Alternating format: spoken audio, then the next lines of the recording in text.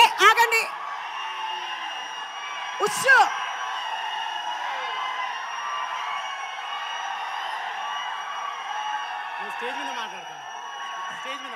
కాదు అనుదీప్ గారు, మీరు వస్తే ఇంత ఫ్యాన్ ఫాలోయింగ్ ఇంతసేపు తెలియక అదంతా తిరుగుతున్న స్టేజ్ చుట్టూరు.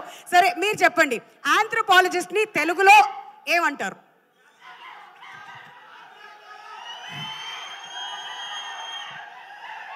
మాకు జాతిరత్నం లాంటి ఆన్సర్ కావాలి. కమాన్ ట్రై చేయండి ఈసారి తెలుగులో.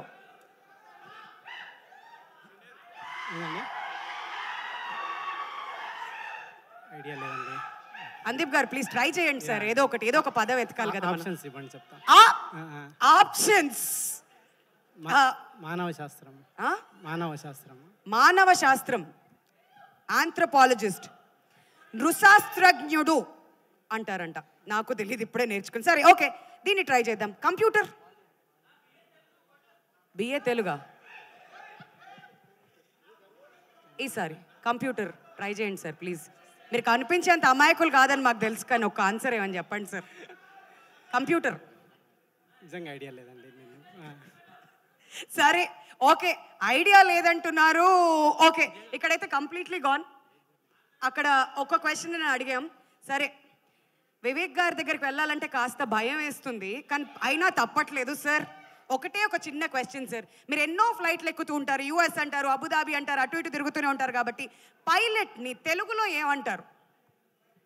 విశ్వ గారు ప్లీజ్ ట్రై చేయండి సార్. కొత్త పదం ఏమైనా చెప్పినా పర్లా. హసిద్ గారు మాత్రం హెల్ప్ చేయకూడదు అస్సలు పక్కన నుంచి. కమాన్ విశ్వ గారు, పక్కన నుంచి హెల్ప్ తీసుకోండి, పర్లేదు. ఓకే, శ్రీ విష్ణు గారు హెల్ప్ కోసం చూస్తున్నారు అక్కడ. పైలట్ అనే పదానికి ఇంగ్లీష్ విమానం నడిపేవాడు అంట. అది ఎస్ఏ ఆన్సర్ అనలేదమ్మా, జస్ట్ 2 మార్క్స్ ఆన్సర్, అంటే 1 వర్డ్లో ఉండాలి. అది ఏంటి? కానీ మేము ఇంకొక ఆన్సర్ రాసుకొని వస్తాం కదా సార్. చెప్పండి సార్, ట్రై చేయండి సార్. పైలట్.